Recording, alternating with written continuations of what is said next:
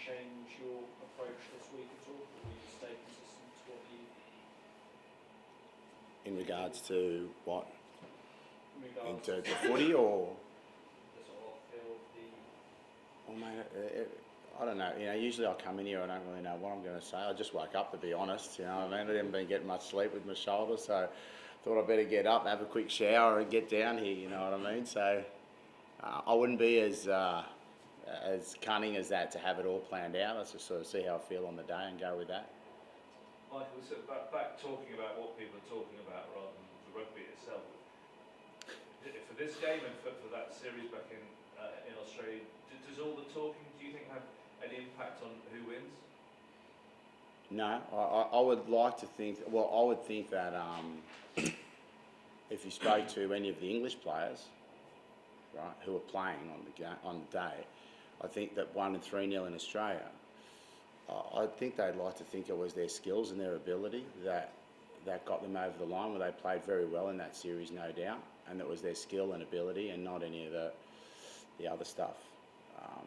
But maybe they think it isn't. I don't know. I'm not sure, but I wouldn't certainly not want my players to think that I was winning them games off the field through that stuff.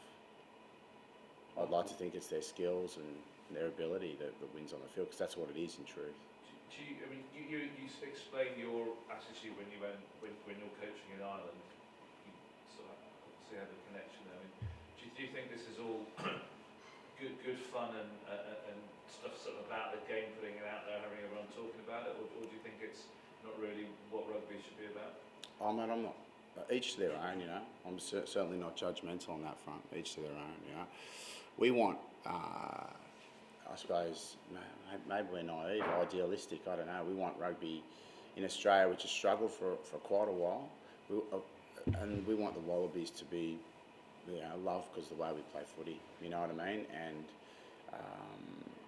maybe that won't happen, I don't know. Maybe that won't happen. But without an ideal, or without that, I think that's what we need in Australia. We've talked about trying to unify our game, and if the way that we play our footy starts to get people around the table a bit more, and gives them a reason to get together, the different factions that might be in Australian rugby, then that's what we want to do, because we need to be united. We don't have the same situation as over here, lots of money and all that business. We're well and truly on the back foot there around those things, and we're losing a lot of our players to here anyway. So if we can make that happen by people getting up in the morning and watching us play because they're into it, you know what I mean, and they enjoy it, and then they're prepared to sit around a table, which I know has happened recently, but between some of the different groups in Australian rugby, which I've seen has happened recently, and they're trying to work out a better solution for the future, then that's a good thing.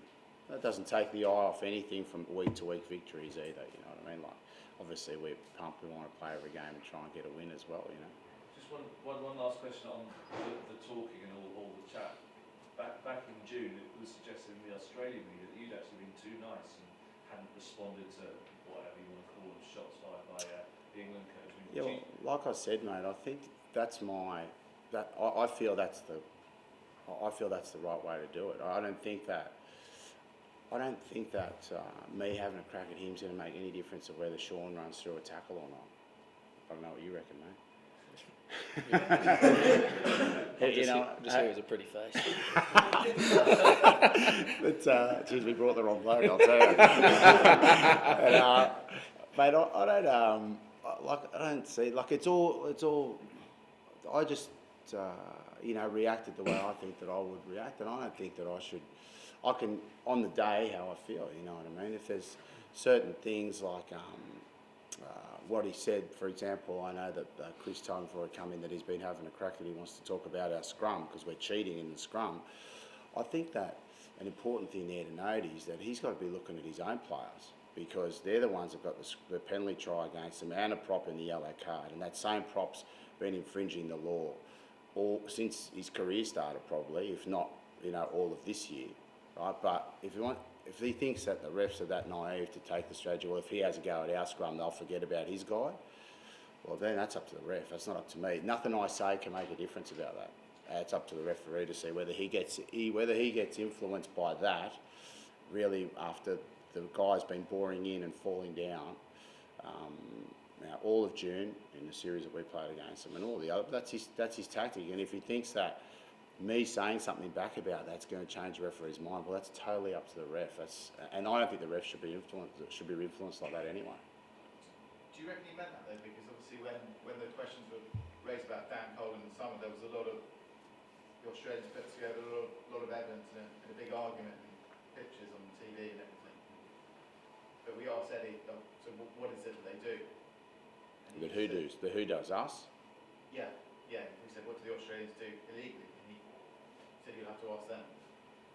Mate, nothing. We scrum square. We've got an Argentinian scrum coach, and all we do is scrum square, right? And try to get as much weight as possible. Right? It's not. We would be. It would be. It's very obvious from the clips if you want to watch them instead of all the vitriol that goes around. If you really look at the clips properly, they'll tell you the story. But the question is, who it's that might be a little bit of too much going backwards. I can show you 1,000 clips if you want to. You know what I mean? That we clip off. You know, and sometimes we're not strong enough to keep up the scrumming square because it demands a lot more. You've got to work a lot harder, and you've got to try and stay up. And you can be, if a guy turns in, your feet can get too far back, and you can fall over if he turns in on that angle and pulls down on the bind. That's all it is. You know, and I think that in the summer, that's what happened to Scotty and James. That they, you know, that Cole's experience in that way and turning in and pulling down just got the better of them. You know what I mean? And they weren't able to deal with it. And so you know we're still scrum the same way and do the same things we do. And once again, it'll be up to the referee as to who he believes. If he wants to be influenced by the other chat that we're the ones scrumming illegally when they're the guys that had the penalty try and the scrum and the yellow card against them, then it's really up to him. Eddie said that he'd invite you along to meet Piper as well. Is that something that you would be willing to do? Well, how could I refuse an invitation from the great man, you know what I mean?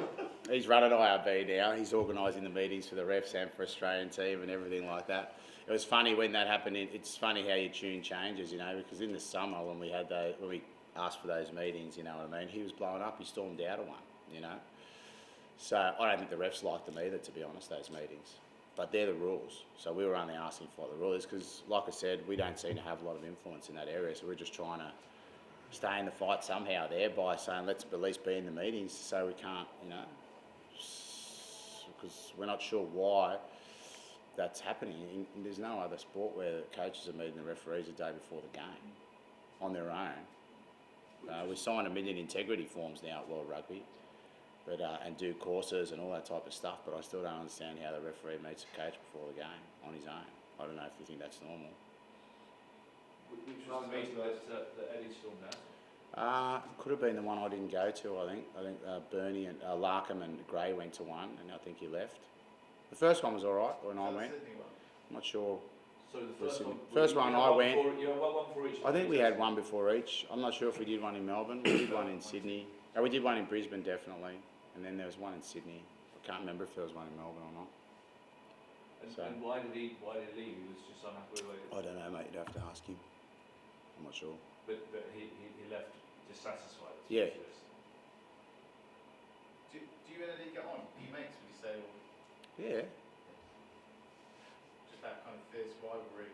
Well, mate, it's you saw from my reaction in June, right? I didn't want. I don't think that's the way to play it myself. You know, not if you go on against your old. Like that, I think that you can still be fiercely determined to win. Don't get me wrong at all, right? That stuff, but that's just my way. If he wants to play it that way, that's totally fine with me as well. You know what I mean? He's doing whatever he needs. But it goes back. You know, your question about is does it help winning or losing? I'd like to think that it's the players' skills and ability and mentality on the field that make the difference. Can I just ask, you mentioned the situation with Will. There's some reports that adventurous, I think, to get you have already been linked with moves and just how worrying that would be. Mate, everyone's linked. Everyone who's off in 17 is linked with a move. Right? Are you off in 17? Shit. But, everyone's off in 17 is linked to a move, you know what I mean? So, mate, and that's the way we've got to be really. It's really.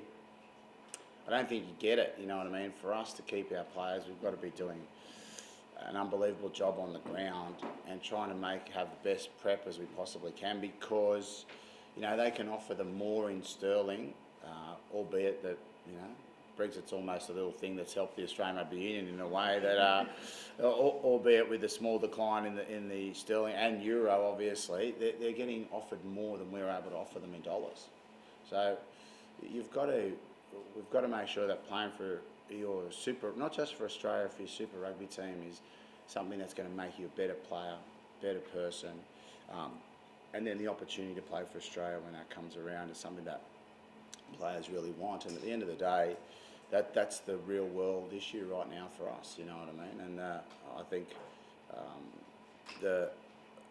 you can see by the amount of players that are playing their rugby over here in Europe of exactly how it's affecting us, you know. But and it leads to what we've done this year is we've gone on a clear plan to try and grow the number of players that are competing for spots in the Australian team, because we have blooded so many new players, and we've done it on purpose. They've merited the opportunities, yes, and we've given them those opportunities because there's no easy, when you play 15 tests against the top 8 nations in 1 year, you don't get any easy, there's no easy games as it is, you know. I think we've seen this autumn series over here how true that is, but you know, then you've got to try 4 or 5 debutants in a game, 5 first-time starters in a game. I think we've shown a lot of courage around the way we've gone about that, and a lot of clarity about what we need to do in Australian rugby. And yes, we'll take a bit of pain initially, and we'll keep doing it until we build the depth we need to stay competitive, no matter how many players come overseas.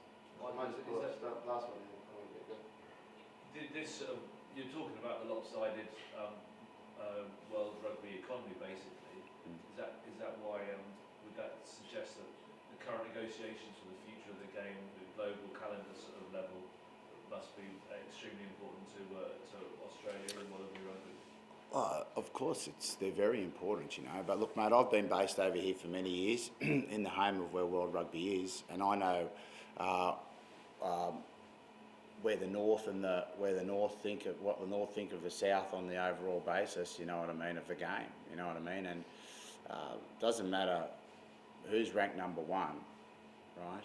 Whether if it's from the South, as it has been for a long time, it's still the North who are driving the game because they have the economy. That's the brutal truth of it. I don't think I'm saying anything out of order there, and so they should. They're driving most of the money in the game, and so they should. So we've just got to keep fighting our corner, you know, the guys in the Southern Hemisphere, and doing the best we can to stay in the game. Because it's not just us. South Africa have been, you know, ripped apart by departures, and it's happening to New Zealand as well. You know what I mean? A lot of players, they're just, you know, done such a great job in New Zealand that they've produced such a line of players in behind. You know what I mean? And they don't really have those other competing sports like we have, for example. So it really is it's a battle there, and I'm sure that our management or our delegates in those areas are fighting a good fight for the Southern Hemisphere. We're going to pull him out now.